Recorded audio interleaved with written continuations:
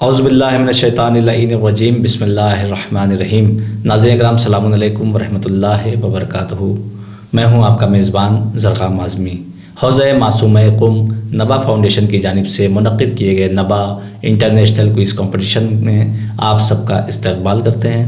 ناظرین، آج پھر ہم حاضر ہوئے ہیں ایک نیا عنوان، ایک نیا ٹاپک لے کے، ہم جیسے انسان اور اللہ کے مہمان۔ اور آج ہمارے ساتھ مہمان عالم دین، خطیب اہل بیت، حجت الاسلام والمسلمین، عالی جناب مولانا سید سعید الحسن صاحب نقوی موجود ہیں۔ آئیے قبلہ کی خدمت میں چلتے ہیں۔ قبلہ، السلام علیکم ورحمۃ اللہ وبرکاتہ۔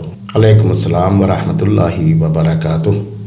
قبلہ، پہلا سوال یہ ہے کہ ماہ رمضان کو خدا کی مہمانی کا مہینہ کیوں کہا جاتا ہے؟ ہمارے ناظرین کو بتائیں۔ اعوذ باللہ من الشیطان الرجیم، بسم اللہ الرحمن الرحیم، وصلی اللہ علی محمد وآلہ الطاہرین۔ سب سے پہلے میں ماہ رمضان کی مبارکباد پیش کرتا ہوں اور دعا گو ہوں کہ خدا بند عالم ہم سب کو توفیق دے کہ ہم ماہ رمضان کی رحمت، برکت اور مغفرت سے کما حقہ استفادہ کر سکیں۔ دیکھیے، مہمانی کسے کہا جاتا ہے؟ کب انسان مہمان ہوتا ہے؟ اگر خود سے چلا جائے تو اسے مہمان نہیں کہتے ہیں، لیکن اگر کسی کو بلایا جائے تو اسے مہمان کہا جاتا ہے۔ اس مہینے کو خدا کی مہمانی کا مہینہ اسی لیے کہا جاتا ہے کیونکہ اللہ نے اپنے رسول کے ذریعے سے ہم جیسے ناچیز بندوں کو اپنے مہمانی کی دعوت دی ہے۔ پیغمبر نے اس دعوت کا اعلان کیا اور آپ نے فرمایا کہ ہوا شہر دعیتم فیہ الی ضیافت اللہ، کہ ماہ رمضان وہ مہینہ ہے جس میں تم سب کو اللہ کی مہمانی کی دعوت دی جاتی ہے۔ تو ظاہر سی بات ہے کہ اللہ نے دنیا میں اس کا بھی اثر پڑتا ہے کہ آپ نے کس کے ذریعے سے دعوت دی ہے۔ تو دعوت دینے والا خدا ہے اور جس کے ذریعے سے دعوت دے رہا ہے ہم کو، وہ ہے رحمت للعالمین۔ کیونکہ ظاہر سی بات ہے کہ ماہ رمضان کیونکہ رحمتوں کا مہینہ ہے، لہذا رحمان نے اپنے رحمت للعالمین کے ذریعے سے ہم جیسے بندوں کو مہمانی کی اور دعوت دی ہے، اور ہم سب ماہ رمضان میں خدا کے مہمان ہیں۔ البتہ ناظرین کی خدمت میں یہ کہنا چاہوں گا کہ یوں تو ہم پوری زندگی اللہ کے دسترخوان پر مہمان ہیں، لیکن اس کے باوجود اس نے ہمیں 3 موقعوں پر اپنا خاص مہمان بنایا ہے۔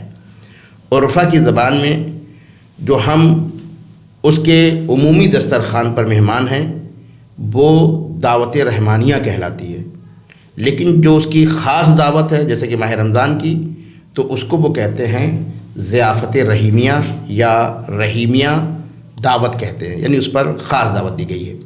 مثلا فرض کریں کہ جب بندہ حج پر جاتا ہے تو اس کو بھی ضیوف الرحمان کہا جاتا ہے اور وہ بھی خاص دعوت ہے۔ البتہ یہ فرق ہے کہ حج خاص دعوت ہے لیکن خاص لوگوں کے لیے ہی ہے، کیونکہ وہ ہر آدمی اس مہمانی میں شامل نہیں ہے۔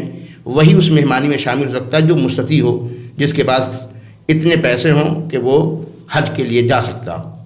لیکن ماہ رمضان کی خصوصیت یہ ہے کہ یہ مہمانی خاص ہوتے ہوئے بھی عام ہے، سبھی کے لیے ہے، چاہے وہ مرد ہو یا عورت ہو، بچے ہوں یا بوڑھے ہوں، امیر ہو یا غریب ہو، کسی بھی سرزمین کا رہنے والا ہو، کسی بھی رنگ کا ہو، کسی بھی قبیلے سے اس کا تعلق ہو، حتیٰ یہ کہ وہ بندہ نیک ہو، گنہگار ہو، جو بھی ہے اللہ نے سب کو اپنا خاص مہمان بنایا ہے۔ اسی لیے ماہ رمضان کی جو دعوت ہے وہ خاص ہوتے ہوئے بھی عام ہے۔ اور ایک اور بھی دعوت ہے جو خاص ہے، اور وہ تب ہے جب انسان اس دنیا سے جاتا ہے، اور جب وہ مرتا ہے تو اللہ کا خاص مہمان بنتا ہے۔ اسی لیے جب ہم نماز میت میں پڑھتے ہیں تو ہم خدا کی بارگاہ میں یہی کہتے ہیں کہ نزل بکا وانت خیر منزول بہ، کہ پروردگار یہ تیرا مہمان ہوا ہے اور تو بہترین میزبان ہے۔ تو یہ دعوت بھی تقریباً عمومی ہے، اور اس میں جو بہرحال خصوصیت ہے وہ یہی ہے کہ ماہ رمضان جو ہے وہ خاص ہوتے ہوئے بھی عام ہے، لہذا ہمیں چاہیے کہ یہ دعوت جو خصوصی ہوتے ہوئے بھی عمومی ہے، آپ جانتے ہیں کہ دنیا کا یہ دستور ہے کہ جو خاص دعوت ہوتی ہے اس میں عام لوگوں کو نہیں بلایا جاتا ہے، مگر کیونکہ وہ کریم پروردگار ہے اس لیے اس نے اپنی خاص دعوت میں بھی عام لوگوں کو بلایا ہے۔ اب یہ ہمارے ظرف کا تقاضا ہے کہ ہم اپنے ظرف کے اعتبار سے اس مہینے سے اور اس دعوت سے کتنا فائدہ اٹھا سکتے ہیں۔ بے شک، جزاک اللہ۔ قبلہ یہ بتائیں، کیا ہم گنہگار ہوتے ہوئے بھی ہمارے جیسا انسان کیا اللہ کا مہمان بن سکتا ہے؟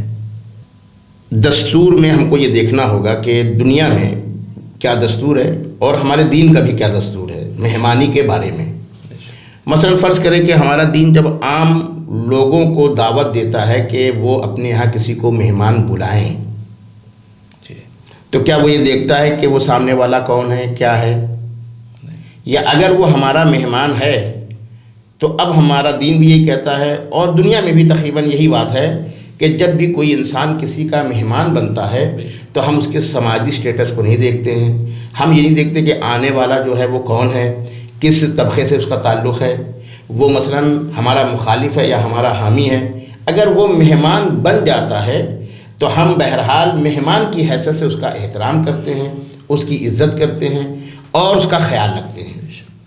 تو جس دین نے ہمیں یہ حکم دیا ہے کہ اپنے مہمان کا احترام کرو اور یہ مت دیکھو کہ وہ کون ہے، اگر وہ تمہارا مہمان بن گیا، حتیٰ کہ روایت میں یہاں تک آیا ہے کہ اکرم الضیف ولو کان کافرا، کہ اپنے مہمان کا اکرام کرو، اس کی تعظیم کرو، اس کا خیال رکھو، چاہے وہ ہم عقیدہ بھی نہ ہو۔ تو جو خدا ہم سے یہ مطالبہ کرتا ہے کہ اگر کوئی تمہارا مہمان بن جاتا ہے تو تم اس کے عقیدے کو مت دیکھو، تم اس کی زبان کو مت دیکھو، تم اس کے طبقے کو مت دیکھو، تم اس کے صنف کو نہ دیکھو، جو بھی ہے مہمان کی حیثیت سے تم اس کا اکرام کرو۔ تو کیا ہم یہ توقع کر سکتے ہیں کہ جو خدا ہم سے یہ کہتا ہے وہ خود خدا نخواستہ بعض لوگوں کے ذہن میں یہ شیطان بھی وسوسہ ڈال سکتا ہے کہ بھلا خدا کہاں اور ہم جیسے گنہگار بندے کہاں، ہم تو اس لائق نہیں ہیں کہ ہم خدا کے مہمان بن سکیں، یا مثلا یہ ذہن میں آ جائے کہ ہم تو اس لائق نہیں ہیں، اگر جائیں گے بھی تو ہو سکتا ہے ہم کو بھگا دیا جائے۔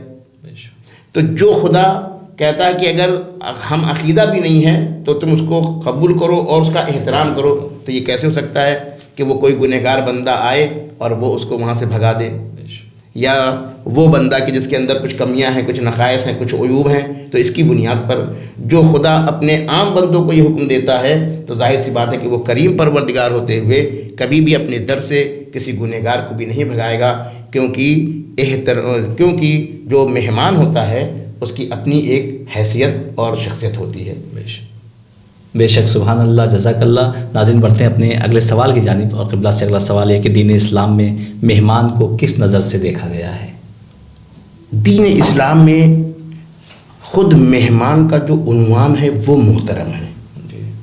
ہمارے دین میں بعض عنوان ہیں جن کو محترم قرار دیا گیا ہے، مثلا فرض کریں کہ والدین، تو والدین کا عنوان محترم ہے، وہ کس کے والد ہیں، وہ خود کیسے ہیں، یہ وہاں پر مد نظر نہیں رکھا جاتا ہے، یعنی اس کی شخصیت کو مد نظر نہیں رکھا جاتا ہے۔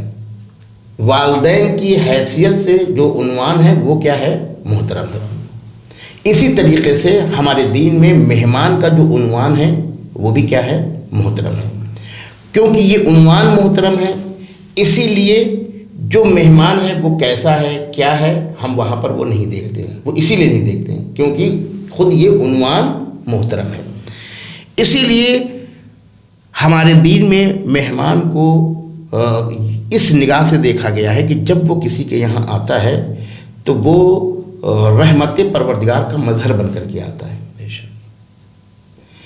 جب وہ کسی کا مہمان بنتا ہے تو اس نگاہ سے دیکھا گیا ہے کہ اگر مثلا کسی کے گھر میں مہمان نہ آتے ہوں تو اس کو جو ہے یہ بے برکتی سے تعبیر کیا گیا ہے، یعنی خود مہمان کسی کے یہاں آنا یہ برکت، باعث برکت ہے، یعنی اگر دیکھا جائے تو مہمان کو مبارک قرار دیا گیا ہے۔ بس مہمان وہ ہے کہ جو جس کا عنوان محترم ہے، مہمان وہ ہے کہ جو اسلام کی نگاہ میں مبارک ہے، مہمان وہ ہے کہ جو اسلام کی نگاہ میں صاحب رحمت ہے، یعنی اس کی وجہ سے انسان کے گھر میں رحمت نازل ہوتی ہے۔ اسلام کی نگاہ میں جو مہمان آیا ہے وہ میزبان کے اوپر بار نہیں ہے، بلکہ وہ اپنا رزق لے کے آتا ہے۔ یعنی ہمارا یہ کانسیپٹ ہے یا ہمارے دین کا یہ کانسیپٹ ہے کہ مہمان جو ہے وہ میزبان کا نہیں کھاتا ہے، بلکہ کیونکہ وہ صاحب برکت ہے، مبارک ہے نا، اس لیے اس کے مبارک قدم سے پہلے ہی اس کا رزق بھی وہاں پہنچ جاتا ہے۔ اس کے بعد جب وہ مہمانی سے فارغ ہو کر کے جاتا ہے تو کہتے ہیں کہ میزبان کے تمام گناہ کیا کر دیتے ہیں، اللہ تک اس کے گناہ کو کیا کر دیتا ہے، معاف کر دیتا ہے۔ تو اب آپ دیکھیے کس قدر یہ مبارک ہے اس کا وجود کہ آیا تو رزق لے کر کے آیا اور گیا تو صاحب خانہ اور جو میزبان ہے اس کے گناہوں کو اس نے کیا کیا، بخشوا دیا۔ تو اس کا مطلب ہے کہ اس کا ایک تعلق کس سے ہے، مغفرت سے ہے۔ اور عجیب بات ہے کہ ماہ رمضان ماہ رحمت بھی ہے، ماہ برکت بھی ہے، ماہ مغفرت بھی ہے، اور مہمان ہماری دین کی نگاہ میں کیا ہے کہ جس کی وجہ سے رحمت بھی ہے، جس کی وجہ سے مغفرت بھی ہے، اور جس کی وجہ سے برکت بھی ہے۔ بہت عمدہ جواب قبلہ۔ ناظرین مطمئن ہوں گے؟ اگر ناظرین آپ مطمئن ہیں جواب سے تو آپ سے گزارش ہے کہ ویڈیو کو زیادہ سے زیادہ شیئر کریں اپنے جاننے والوں تک تاکہ وہ بھی اس ثواب کو حاصل کر سکیں۔ تو قبلہ بڑھتے اگلے سوال کی جانب۔ اور دنیا میں عام طور سے یہ ہوتا ہے کہ کبھی آپ ہمارے مہمان بنتے ہیں اور ہم آپ کے مہمان بنتے ہیں، تو یہ بتائیں کیا اللہ بھی کبھی ہمارا مہمان ہو سکتا ہے؟ بے شک دنیا میں یہ دستور ہے کہ جب ہم کسی کے مہمان بنتے ہیں تو وہ بھی ہمارا مہمان بنتا ہے۔ بہت اچھا سوال کیا ہے آپ نے، اور یہ صحیح ہے کہ جب ہم کسی کے مہمان بنتے ہیں تو وہ بھی جو ہے وہ ہمارا مہمان بنتا ہے۔ تو ظاہر سی بات ہے کہ جب ہم خدا کے مہمان ہیں تو خدا بھی ہمارا مہمان بنے گا۔ تو اگر ہم دیکھیں تو روایات میں کئی چیزیں ہیں جس کی طرف اشارہ کیا گیا ہے، ان میں سے ایک کی طرف میں اشارہ کرتا ہوں کہ خدا بند عالم نے حدیث قدسی میں ارشاد فرمایا ہے کہ انا عند المنکسرۃ قلوبہم، کہ میں اس انسان کا مہمان بنتا ہوں کہ جس کا دل ٹوٹ جاتا ہے۔ یعنی اگر انسان کا دل ٹوٹ جائے تو وہ لمحہ ہوتا ہے کہ جب خدا خود کیا ہے اس کا مہمان بن جاتا ہے۔ عجیب بات ہے، ہمارے یہاں کبھی کبھی مہمان بھی کیا ہوتے ہیں، دلاسے کا ذریعہ بنتے ہیں، نہیں بنتے ہیں۔ تو ایسے ہی جب انسان کسی پریشانی سے، کسی مشکلات سے گھر کر کے اور جب اضطرار کی کیفیت میں آ جاتا ہے، دیکھیں کبھی ایسا بھی ہوتا ہے کہ ہم لوگ جو ہیں جب کسی مشکل میں گھرتے ہیں تو اس وقت ہم سوچتے ہیں کہ فلاں ہے جو ہمارا کام کر دے گا، یا کہتے ہیں فلاں ہے وہ ہمارا جان پہچان کا وہ ہمارا کام کر دے گا۔ مثلا فرض کریں کہ کسی کے یہاں کوئی بیمار ہوا تو عام طور سے اس کے ذہن میں پہلے یہ آتا ہے کہ بھائی لوگ بھی مشورہ دیتے ہیں، ارے وہ فلاں ڈاکٹر بہت اچھا ہے، اور وہ آدمی وہاں گیا، پھر دیکھا شفا نہیں ملی، کہا ارے وہ فلاں ڈاکٹر بہت اچھا ہے، تو ادھر گیا ادھر گیا ادھر گیا، پھر آخر میں سب سے مایوس ہو گیا۔ جب مایوس ہو جاتا ہے تو اس کا دل ٹوٹ جاتا ہے۔ پھر جب ٹوٹ جاتا ہے تو وہ اس وقت اضطراراً کہتا ہے کہ بھائی دنیا کا کوئی اب ہمیں صحیح نہیں کر سکتا ہے، لیکن خدا بند عالم ہے۔ تو اگر یہ پہلے ہی خدا کی طرف متوجہ ہو گیا ہوتا تو خدا بند عالم اسے اس کی طرف نگاہ رحمت کر دیتا۔ لیکن یہ بہرحال ہم نے کہا کہ ہم جیسے بندے اسباب کو سب کچھ سمجھ بیٹھتے ہیں اور مسبب الاسباب کو کیا ہے بھول جاتے ہیں۔ جبکہ دیکھیے جس نے ٹھیک ہے دوا کا حکم دیا ہے، خود شریعت نے دیا کہ آپ دوا کی طرف جائیں، مگر دوا میں اثر کون پیدا کرتا ہے؟ اللہ پیدا کرتا ہے۔ لا مؤثر فی الوجود الا اللہ، اللہ کے سوا کوئی بھی وجود میں اثر نہیں رکھتا ہے۔ اگر خدا آگ میں جلانے کی کیفیت پیدا کرتا ہے تو وہ چاہے تو اس سے اس اثر کو چھین بھی لے۔ یہی وجہ ہے کہ جب جناب ابراہیم سے لوگوں نے فرمائش کی کہ ہم آپ کی مدد کریں، جب وہ نارے نمرود میں ڈالے جا رہے تھے، بھائی نمرود نے بہت لکڑیاں جمع کر کے ایک پہاڑ اکٹھا کر دیا لکڑیوں کا، اور اس میں آگ لگا دی، اور اس میں انجینئر کے ذریعے سے کہا گیا ہے کہ جناب ابراہیم کو پھینکا جائے گا۔ اور تب جو ہے فرشتوں نے بھی جناب ابراہیم سے پیشکش کی کہ ہم آپ کی مدد کے لیے تیار ہیں۔ تو ظاہر سی بات ہے اسباب ہیں، فرشتے بھی اسباب ہیں، لیکن وہاں پر جناب ابراہیم نے کیا کہا ہمیں مدد کی ضرورت ہے لیکن تم سے نہیں بلکہ اس سے۔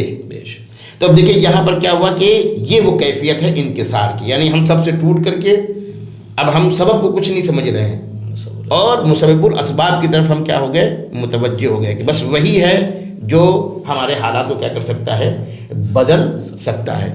تو ہم نے کہا کہ یہی چیز ہے کہ جو آگ میں جلانے کی کیفیت پیدا کرتا ہے وہی اسے کیا کر سکتا ہے، چھین سکتا ہے۔ تو آگ تو جلاتی ہے، وہ آگ ہی تھی، یہ تو ادبی تعبیر ہے کہ ہم کہہ دیتے ہیں کہ وہ آگ گلزار بن گئی تھی، تو وہاں کوئی پھول اور یہ تو نہیں وجود میں آ گئے تھے، جو دیکھنے والے تھے وہ دیکھ رہے تھے آگ روشن ہے، لیکن وہی جناب ابراہیم کو جلا نہیں رہی تھی۔ گویا کیوں؟ اس لیے کہ خود جناب ابراہیم کا مہمان اس وقت کون تھا؟ خدا تھا۔ تو اس لیے خدا بند عالم نے کہا کہ جب تم اس کیفیت میں آ جاؤ کہ تمہارا دل ٹوٹ جائے اور تم اسباب سے مایوس ہو کر کے اور پھر میری طرف توجہ دو، تو اس وقت میں تمہارا مہمان بن جاتا ہوں۔ بے شک، جزاک اللہ قبلہ۔ ناظرین بڑھتے اس سلسلے کے آخری سوال کی جانب، اور قبلہ سے آخری سوال یہ ہے کہ خدا کی مہمانی کے دسترخوان پر کیا پیش کیا جائے گا؟ بے شک دنیا میں یہ دستور ہے کہ انسان میزبان سے یہ اندازہ لگا لیتا ہے کہ دسترخوان پہ کیا کیا نعمتیں ہوں گی۔ بے شک، اگر جو ہے وہ مثلا فرض کریں کہ میزبان بہت سخی ہے، بہت امیر ہے، تو آدمی سوچ سکتا ہے کہ بھائی انواع و اقسام کی کیا ہوں گی، غذائیں ہوں گی۔ تو ظاہر سی بات ہے کہ دنیا میں یہی دستور ہے۔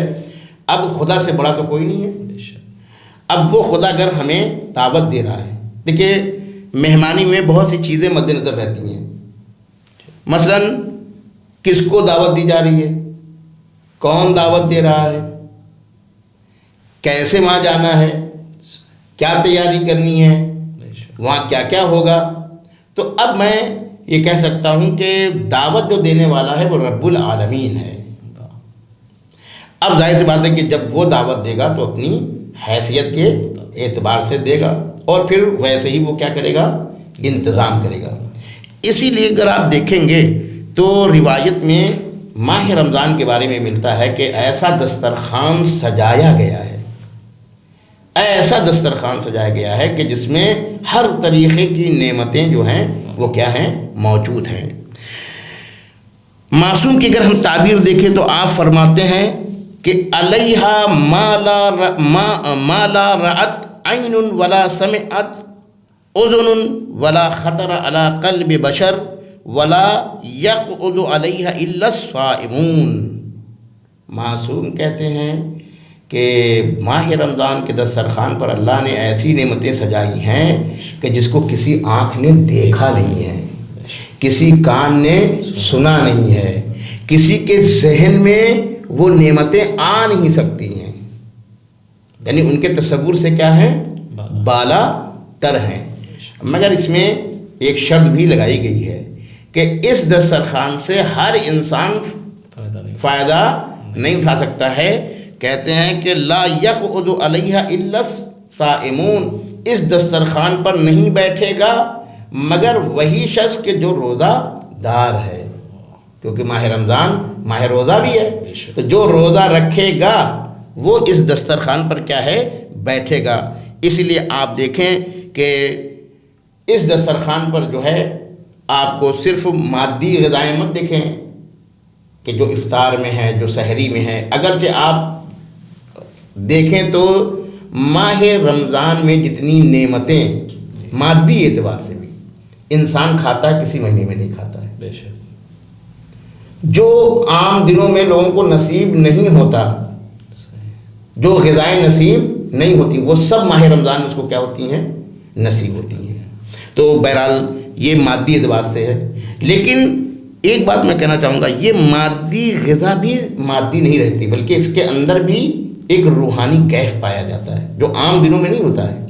عام دنوں میں مادی غذائیں اس کا اثر الگ ہے، لیکن افطار میں جو غذائیں ہیں، سحر کی جو کیفیت ہے وہ الگ ہوتی ہے. وہاں صرف مادیت ہی نہیں ہے بلکہ اس میں ایک قسم کی کیا ہے معنویت بھی پائی جاتی ہے. اسی لیے روایات میں آیا ہے کہ ایک ایسی خوشی آتی ہے کہ جو خوشی عام دنوں میں بندے کو نصیب نہیں ہوتی ہے.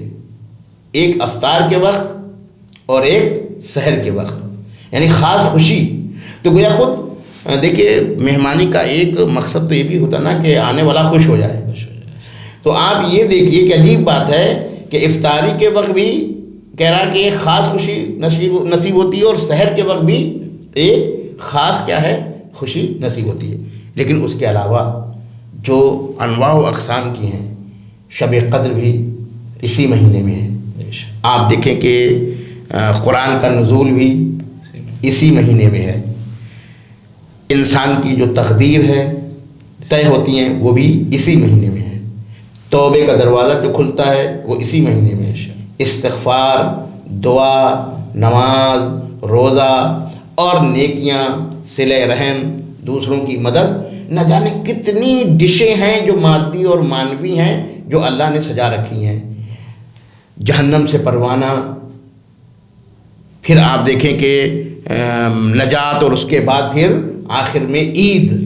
تو مختلف یعنی ایسی ڈشیں ہیں کہ اگر ہم اس کو الگ الگ گنانا چاہیں تو بہت ہی کیا ہے ایک لمبا سفر طے ہو جائے گا. بہرحال اگر ہم دیکھیں تو اس کو ہم صرف ایک جملے میں اتنا کہہ سکتے ہیں کہ اس دسترخوان پر مختلف قسم کی مادی غذائیں بھی اللہ نے رکھ دی ہیں اور معنوی غذائیں بھی اللہ نے رکھ دی ہیں. اور ایک عظیم بات یہ ہے کہ ہر مہمانی میں صرف کھلانے کی بات کہی جاتی ہے، لیکن اس مہمانی میں کہا جاتا ہے پہلے بھوکے رہو، پہلے پیاسے رہو، پھر تمہیں کھلایا جائے گا. اور یہ اس لیے بھی ہوتا ہے کبھی کبھی جب انسان نعمتوں میں غرق رہتا ہے تو اسے نعمت کا اندازہ نہیں رہتا ہے. یہ جو کہا جاتا ہے کہ مثلا افطار میں اس کو ایک خاص خوشی ملتی ہے نا، کیونکہ جب انسان بھوکا رہتا ہے اور پیاسا رہتا ہے، اب اس کے بعد جب کھاتا ہے تو اس کے لطف میں کیا ہو جاتا ہے اضافہ ہو جاتا ہے کہ نہ کھانے بھی اسے پتہ چل جاتا ہے کہ نہ کھائیں تو کیا ہوگا، نہ پئیں تو کیا ہوگا. اور اس کے بعد جب کوئی چیز نہ ملنے کے بعد ملتی ہے تو اس میں اور اس کی خوشی میں اضافہ ہو جاتا ہے. بے شک، جزاک اللہ باللہ، بہت بہت شکریہ آپ کا. تو ناظرین آج ہمارا وقت یہیں پہ تمام ہوتا ہے. انشاءاللہ پھر ملاقات ہوگی نیکسٹ ایپیسوڈ میں. تب تک کے لیے ہمیں اجازت دیجیے. خدا حافظ. السلام علیکم ورحمۃ اللہ وبرکاتہ.